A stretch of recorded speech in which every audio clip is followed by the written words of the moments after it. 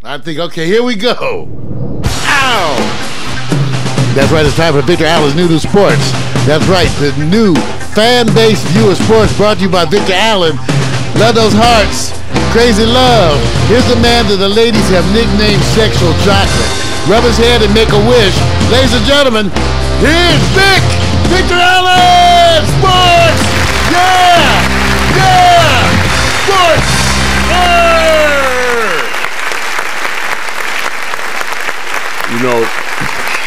You do know we have neighborhood watch, right?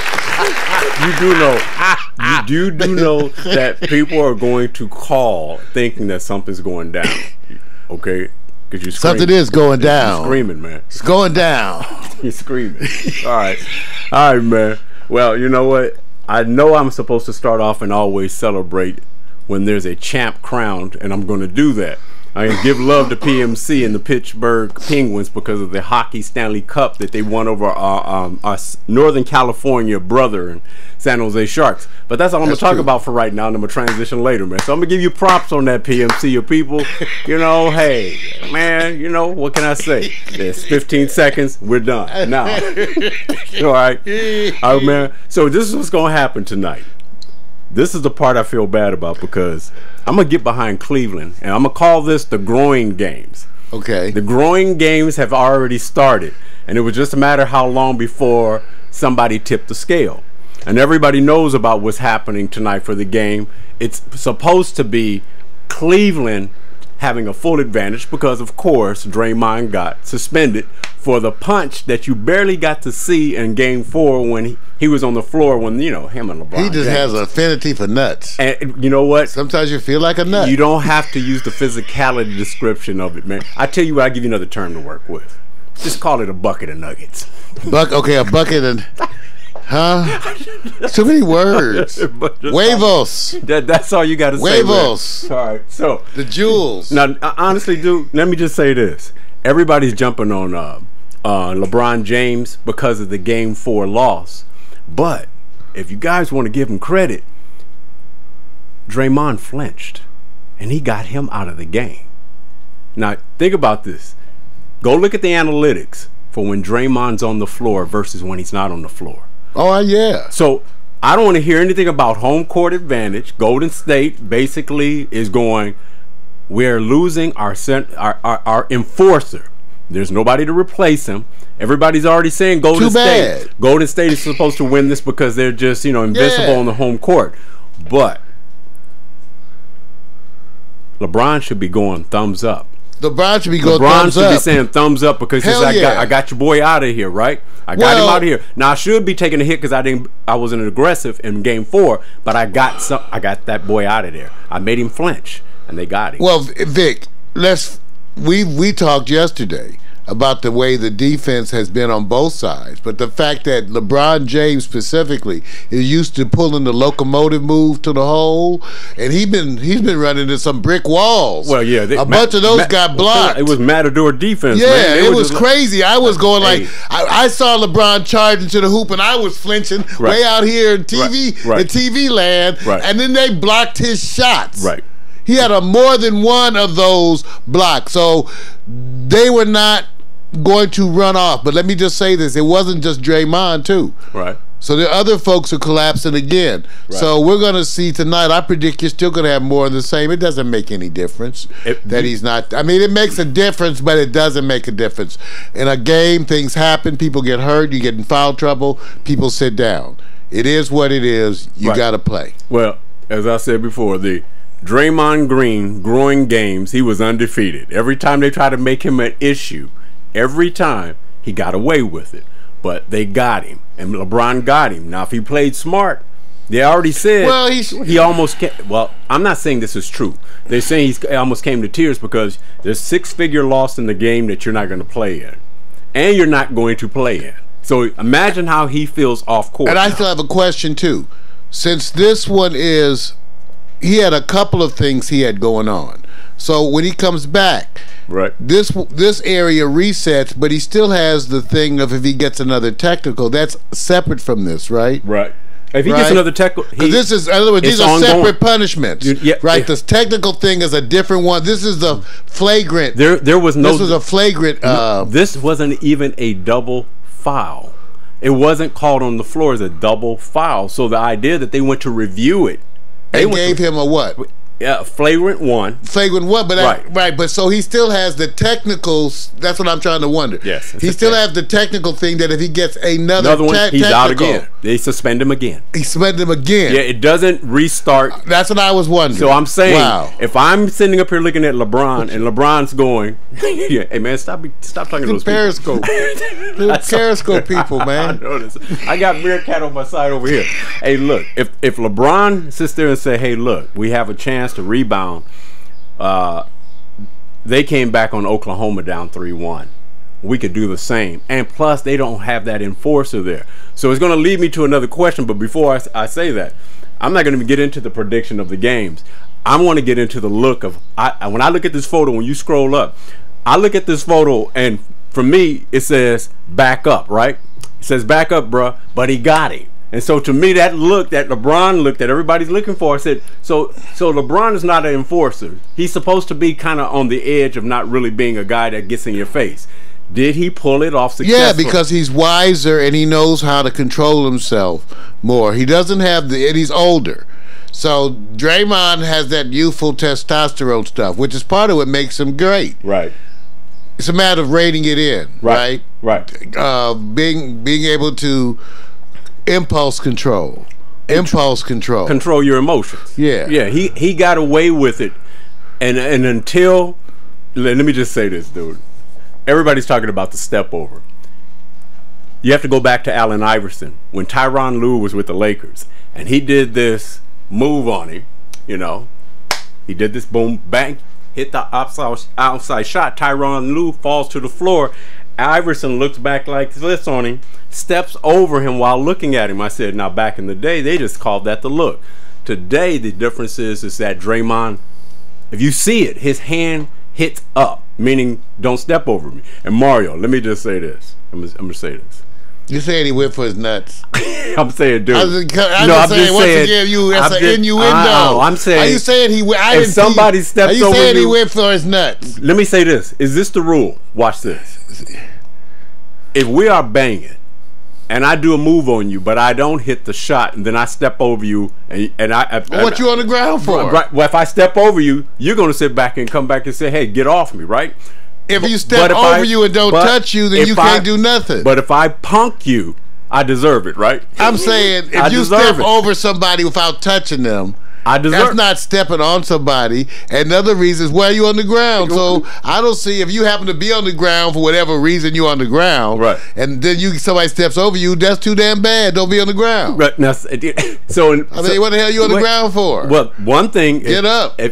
So here's the line. If I punk you with a move and I score on it, and you fall on the ground, and I fall on the ground, somehow you deserve underneath it. my feet. You deserve it. You deserve it. That's not stepping on you. Right. You said step over you. If you step over him and don't touch him, you see what I'm saying? But he did. He did. I'm just saying the whole thing with me is whether or not you touch people. This happens in football too. When you go see you get up, you don't touch his people. head rubs between his legs. So you trying to So you trying to say he tried to use his head as a weapon of mass destruction.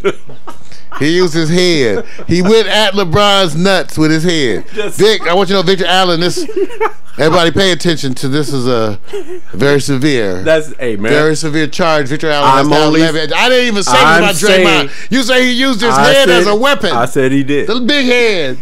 He did. As a weapon of mass destruction. All right. I would have to have Stephen A. weigh in on this. Please, man. Because I don't know, Vic. Please. That's a terrible. Leave it alone. Vic, leave it alone. It's a big charge, Vic. It's a big charge. All right, let me get back to what really counts. I'm going to move on down and say this. Soon as you remove Draymond Green, then the middle is open, the enforcer is gone, and the big men have to stay up. I put 3 players from the Cavaliers that's supposed to come in and dominate, Mario. I'm not saying just produce. They should dominate, because there's nobody that I know of that can actually hold down the 3 fellas that I'm looking at for their different roles. So I'm going to start off first with K-Love. Inside, outside. He hits the 3-pointer, but he knows how to back in. He has some moves. He prefers the outside more, but when he goes down low, they really can't stop him unless they swarm him. Go down to the next pick. Well, I mean, let me hit all three. Just J.R. Smith. He's supposed to be able to go. Well, now that he's supposed to. He should be able to open wide. First, all right. That's open wide. Open wide and How let that it play. sound? I'm leaving that alone. Go to the third one. Don't open No, wide. stop, man. Keep it closed. This is the guy Tristan Thompson, who you really don't look to get a lot of scoring, but this is their game 7. Which player of these three? Kind of open wide. Well, I didn't pick these pictures. I'm just picturing them, man. You picked these. I'm Jay. Look. One of these players is going to dominate, not just play well. If you had to put a money bet on K-Love, JR, or Tristan, who would you put your money bet on? Tristan. So that means dominating rebounds or scoring? Okay, K-Love, I don't know what game you saw. Dude. I don't consider him dominating. No, first of all, he has moments that are good. He has good. Did you see? I don't know if I did, but game 3. Yeah, that's the only game you can name out of the whole playoff. I know, but they can do it. I mean, so let me just say, well, no, Kevin Love doesn't intimidate me at all. So he seems like someone you can get in his head. He's one of the weaker links. I have the exact same opinion of J.R. Smith. Right. I mean, he hurts you as often as he helps you. Right. In the long run, and no matter where you look at it, to me, right. I thought it was a blessing for him that he even got to the Cavaliers. Right. I said that at the time. You lucky son of a bitch. But when he catches fire, he's on a different planet. And when chickens have lips, they can speak French, I guess. So you're pulling for Golden State, aren't you? No, I'm not pulling. Okay, who are you going to lean? I may be gently stroking. Who are you leaning towards, man? I don't like to root. I'm a LeBron James fan. Right. I support him. I think he's a good. I like Kyrie Irving, but he's young. He's got years. He's got years ahead of him. So, and when it comes to Golden State, there's a bunch of people I like there too. So I tend to like more in Golden State. But I tend to also, for a strange, I kind of want the Cleveland folks to get something. Right. I don't even know where that comes from. So wait a minute. I have this thing, I've been watching Cleveland a long time too.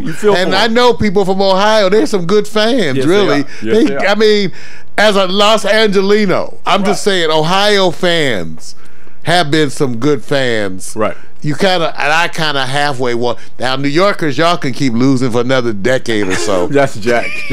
Just keep losing another 15. But for Cleveland, I kind of want them to get something. But see, the New Yorkers got championships in other sports. They just haven't been able to crack in the last 40 plus years the basketball championship. But they got it in hockey. They got it in baseball. That's why I don't feel for New York. You don't feel bad for them. I feel bad for New York. Right. No. So Cleveland, we sort of feel bad. First of all, it's those winners.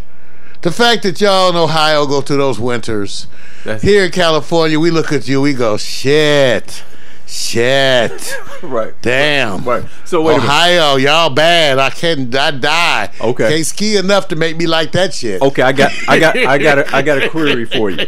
Let me ask you this. Ain't no skiing. Do you root more right now for the Cleveland Cavaliers to win than next year's Los Angeles Rams to win? Who do you root more for? With that sitting in front of you, I don't have any bond to the Los Angeles Rams.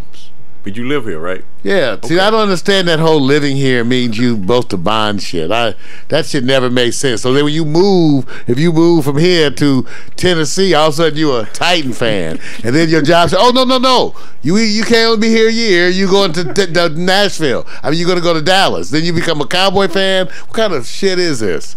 I said, I don't believe in none of that crap about regional support. I said, I'm going to stick. Listen, I'm going to root for Cleveland to win a championship. Even next year. Definitely next year. If they don't get it this year, right, then I'm definitely rooting for them next year. If LeBron leaves, will you root for them? Because the market opens for him this year. I still like Miami. You like Miami? All right. I mean, you know what I'm saying? I still like the team. I feel you. I feel you. Okay. Yeah, so that was a good question, Vic. Cause I didn't thought about shit. Damn it, he may leave. Who knows what's gonna happen? Right. But Oklahoma may be different too. What? Oklahoma's gonna be better. They're gonna be stronger, but the market opens for them. They should just come back the same. Hey, look, right now with the new deal opening up for, I call it the billionaire money flowing everywhere. There's gonna be some players going, look, what's more important here? Getting a championship or getting your money flow on? And to me, they're getting your money flow. Your money flow is going. Why can't the Lakers get Steven Adams? Why can't they get any of these people? Waiters. I got a whole list now, Vic. Remember I told you I was going to make a list during the playoffs of the players. Why can't the Lakers? Oh, by the way, and Magic was posting some of those so much that the Lakers organization had to actually remove him because it would be considering tampering. Yeah, well, because his title is more of an honorary more than it's a functional one. But he still was tweeting about the same way I've been tweeting, even though different people. Let me ask you this: conflict of interest only works for the people who don't know any better. But remember, the league is represented by billionaires. That's a conflict right there. So what's the conflict of interest? That's why it's all bullshit. That's why I don't get caught up in it like it's our issue. It's their bullshit issue. Meanwhile, we get the crumbs. Right. So here we go. My prediction. Your prediction. Game score tonight. What's the score? Final score. Golden State wins. By how much? May shock you. Ooh, it's that bad, right? 15. Oh, okay, that's not okay. 15. They're gonna beat them like they would beat them at home, and then it's gonna go back to Cleveland. You think Cleveland? See, now they go 1-1-1, right? So, right. So to me, rightly so. Cleveland to win the championship should have to beat Golden State at home. This is their game 7 without their enforcer, the triple-double man. If they don't win this is going to be embarrassing. And this is the part where I'm going, does LeBron stay? But it's in Golden State. Oklahoma with the Golden State. They're not going to get it. You don't think they will? I think at this moment, I have to lean towards Cleveland. They're going to play like it, but I wouldn't be surprised because the way I see it, Vic, and it'll, of course, it'll always up to chance, is that it's the way that Golden State is at home and the confidence, so that even with that basic level of what they're going to bring, Cleveland will only chance, and it is a chance. They have to play consistent hardball throughout the whole thing on exceptional level. And I don't know if they can pull that off. Golden State at home is going to have that thing they have where they can, the confidence. They're going to be able to swing it and flow a little more to me than Cleveland's going to. And that's why I can't, even with Draymond out, I still give the edge to Golden State. I'm going to Cleveland because it's expected that Golden State's supposed to win. Cleveland ain't got nothing to lose. Because if they lose, it's over. So they're supposed to play like they got chickens running around with no heads. They're supposed to bring everything in there. They got a man down in Golden State. Shumpert's going to score. Shumpert? Who? Shumpert? No, he ain't going. Is he going to score? See, the problem. Maybe a little bit, man. Maybe. You need to see. Here's the thing. You need 20 points from J.R. Smith. You need 20 points from Kyrie Irving. You need 20 points from Kevin Love. Who's going to make up for Draymond scoring and rebounds and steals and blocks? Who's going to make up for it? They get to as a team, you're not going to see any drop off at all. Oh, I can't wait to watch this game. No, because in terms of the scoring and rebounds, you know, as you play more of even Sean Livingston, you know, they tend to step up the roles in other ways. And the other big men they have, to me, the other big men they have are equally good. You could put in even Spates in there to shoot. So let's see what happens. Like I said, I don't think I'm predicting you're not going to see a noticeable drop-off. In the past, when people have been out, you have not. They said the same thing with Curry. You're not going to see a noticeable drop-off. You'll see a difference in who does what. The only way I see it is if they're demoralized. The attitude, the body language, but if they just could easily happen if they have one of those bad stretches early on. If JR comes out, if in the first quarter, If JR doesn't come out doing something, it's ominous. If Kevin Love doesn't come out doing something, but I expect he will. I think the weakest link kind of is on JR. To me, maybe. I actually do. I actually expect Kevin Love to bring something. I don't know if he could do enough, but if JR doesn't get 20, you lose, dude. I'll say this: you take that enforcer from down in the middle. Your team is way bigger. There's nobody into kind of the other center. I forgot his name. He's a solid center. I forgot the other. Yeah, but Bogut. Yeah, Bogut. But they can't. Between him and Spates, he can't. Spates likes to shoot outside. Yeah, but I'm just saying between the two of them and the other collapsing defense, I'm telling you, you're not going to see a noticeable drop off. All right, I was trying to give you guys Cleveland the hope that you guys are going to come in and show them that man down you're going to take full advantage of it. That's my argument. So, but now I have to go to something else. It's called the Olympics Zika solution. We done figured out that there's one way to avoid what you may or may not fear.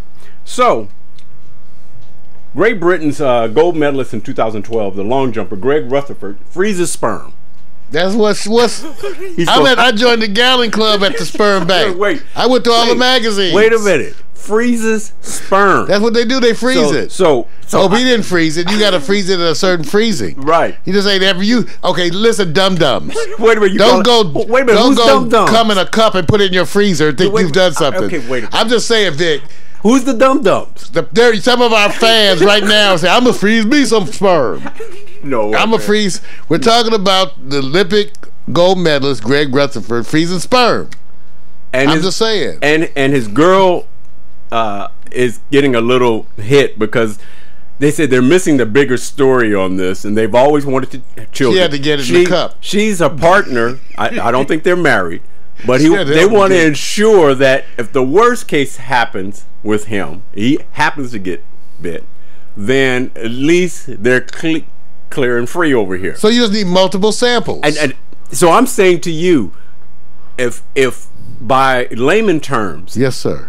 Would you suggest that to the Olympic team to take Greg Rutherford's example to ensure more confidence when you go down to the Olympics as an athlete? Would you suggest or recommend what he's done? I don't think there's no risk of, to me, as far as I know, of sterility in men. Okay. So I don't see that the Zika virus poses a risk of sterility in men. Yeah, I get if you want to save some of your sperm, I just don't think you should make it a DIY project. That's what I'm trying to tell you. You know, where you get your honey, who's already having trouble sharing it, to help you get it in the cup. I'm gonna give you Susie. Problematic. I'm gonna give you Susie Burrell's. That's his significant other explanation as to why. She said, "We'd love to have more children, and with research in its infancy, I wouldn't want to put myself in a situation which could have been prevented. Specialists still also don't know the ins and outs of Zika, so even though it looks as if there's no real issue should Milo get bitten," that's, of course, Greg, "it's just another thing we don't want to chance." That's his partner's response to the media making the story. And I'm saying, well, Mar, you said it. You said go to a professional. Make sure that you're getting the right information. This sounds like someone's own personal fears that are just not logical. You know, if they have a fear of sterility, which, you know, there's only so many things that are going to do that. And it's not a very common thing. Right. But if you want to join the sperm bank and save some of your sperm for that reason, well, by all means. And then if you want to back that up by having multiple samples, probably 3 would be enough. Okay. You could do 3 samples at 3 different sperm banks. Right. And that probably statistically gives you enough coverage on that. But then who's to say that the woman doesn't have trouble with her eggs? I know. Way more common to have a female issue with fertility. So, and the whole issue of harvesting those eggs and all that kind of stuff, well, here we go again. That's a whole different issue for a different time. There you go. Just wanted to get that on you. I'm out on my sports, man. That was it. It was a little bit long.